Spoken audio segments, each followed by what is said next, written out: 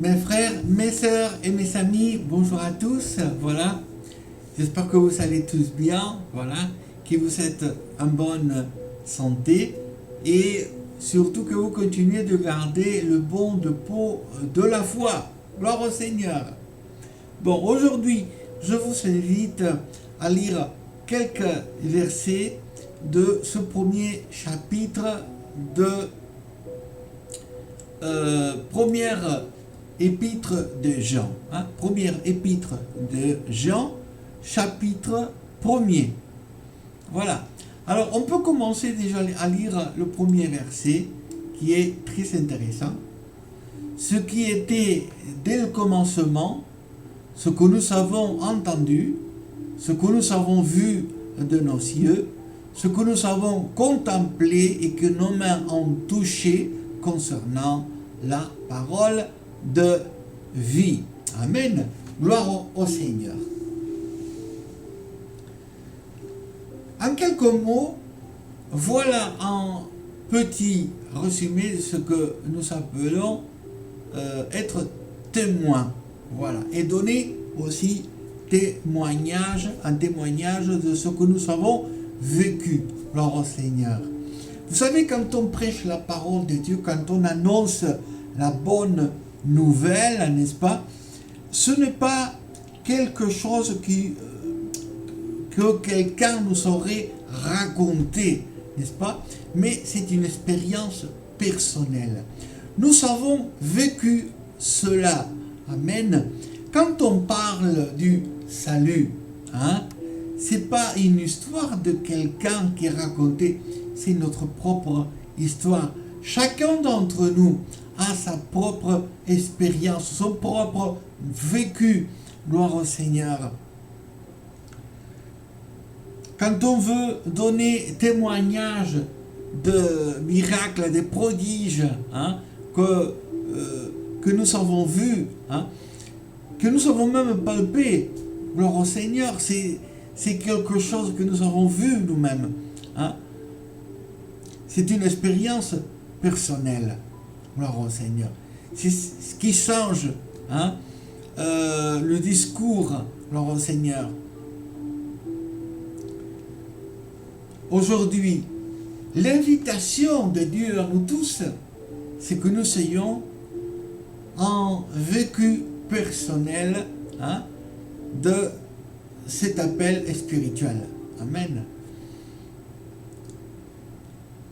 Ne nous contentons pas de connaître la parole du Seigneur, de la lire simplement, mais ce qui nous est demandé aujourd'hui, c'est de faire une expérience toute personnelle avec le Seigneur Jésus-Christ. Amen. Gloire au Seigneur. Qu'à partir d'aujourd'hui, Jésus-Christ soit notre sauveur personnel. Amen.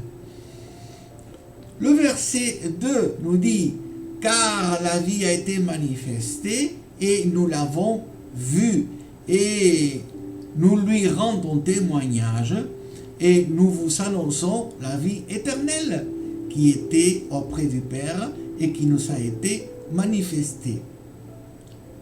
Ce que nous avons vu et entendu, nous vous l'annonçons à vous aussi, afin que vous aussi, vous soyez en communion avec nous. Or, notre communion est avec le Père et avec son Fils Jésus-Christ.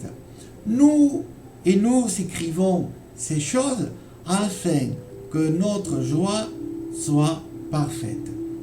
La nouvelle que nous avons apprise de lui et que nous vous annonçons, c'est que Dieu est lumière et qu'il n'y a point en lui de ténèbres. Gloire au Seigneur. Magnifique. Gloire au Seigneur. Encore dans ces versets, il nous est parlé de ce témoignage personnel. Amen. Le chrétien vit réellement, n'est-ce pas, la vie de Christ. Voilà. Cette nouvelle vie, c'est un vécu, c'est pas quelque chose qui est raconté. Gloire au Seigneur.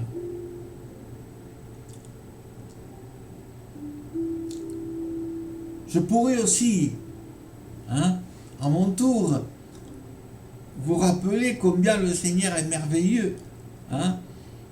Les prodiges, les miracles que j'ai vus moi-même. Les expériences dans lesquelles j'ai pu voir la grandeur de Dieu. Et c'est à ceci justement qui nous invite aujourd'hui la parole du Seigneur à faire cette expérience. J'étais très jeune et un pasteur m'avait prêté une Bible pour la lire chez moi. Et il m'a dit, essaye de prier à la maison, lis la Bible et demande-lui de se manifester de manière très particulière avec toi. Voilà. Demande-lui au Seigneur d'avoir cette expérience spirituelle. Amen.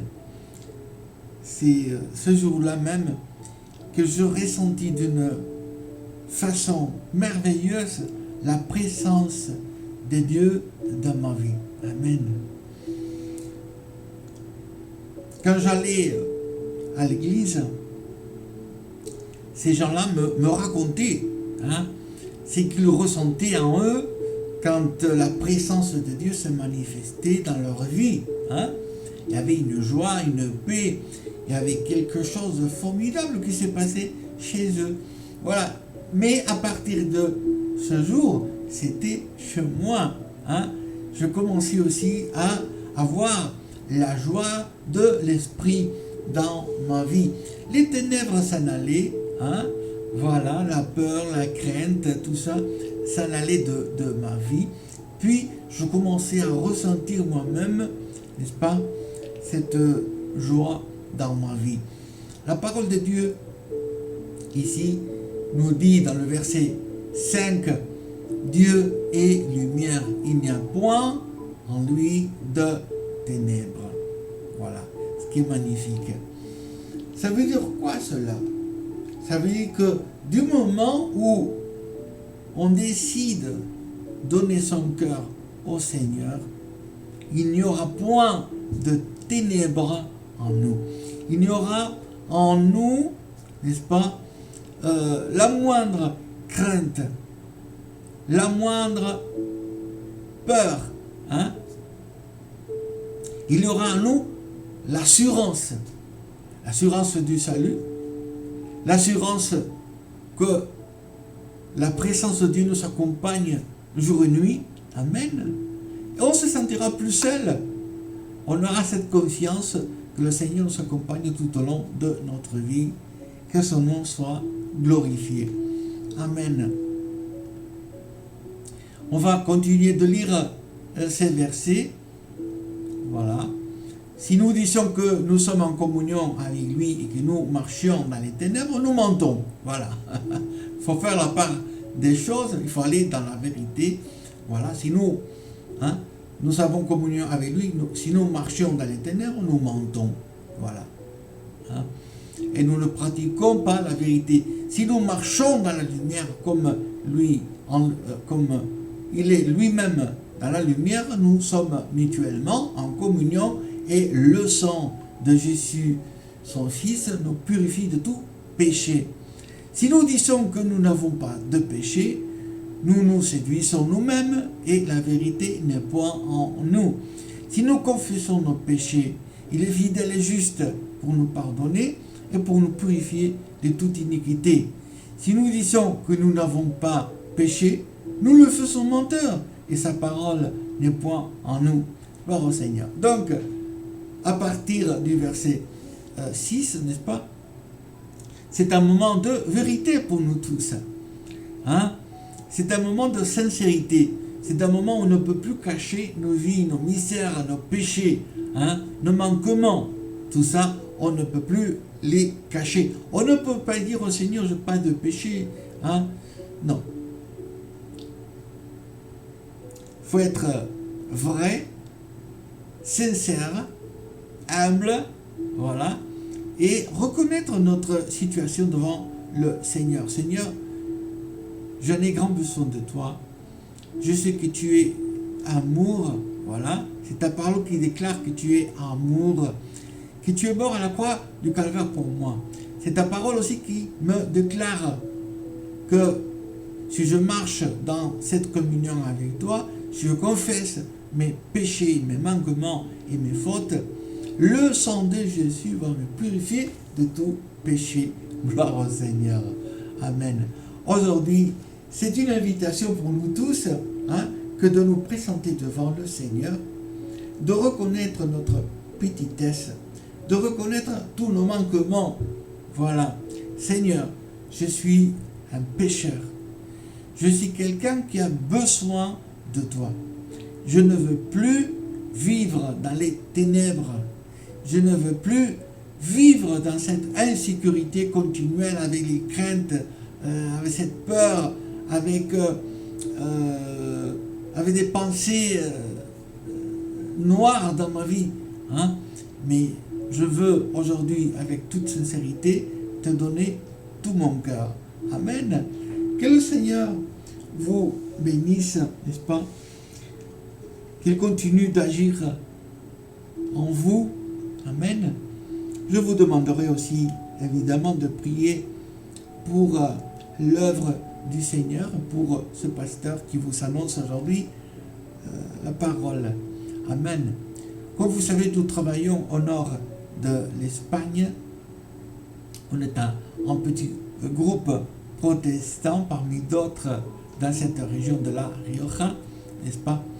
Et nous avons aussi besoin de vos prières. Amen.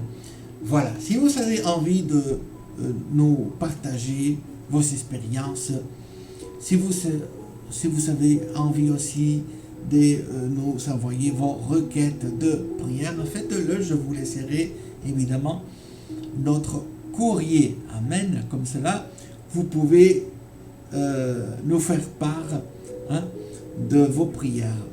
Gloire au Seigneur. Bon, j'espère de tout mon cœur que ces quelques mots vous seront faits du bien. Amen. La parole de Dieu, je dis toujours, c'est quelque chose que l'on doit vivre. La parole de Dieu, c'est pour vivre. C'est pas pour faire beau. Une Bible, c'est pas pour faire beau. C'est pas pour être dans comme on dit, dans la table de la cheville à côté du lit, ou à l'étagère pour faire beau, pour dire qu'on a la Bible. C'est pas ça. Faut vivre, faut avoir un vécu. Gloire au Seigneur. Voilà l'invitation de la parole de Dieu pour nous tous. Amen. Que le Seigneur vous bénisse abondamment et on continue de prier les uns pour les autres. Amen.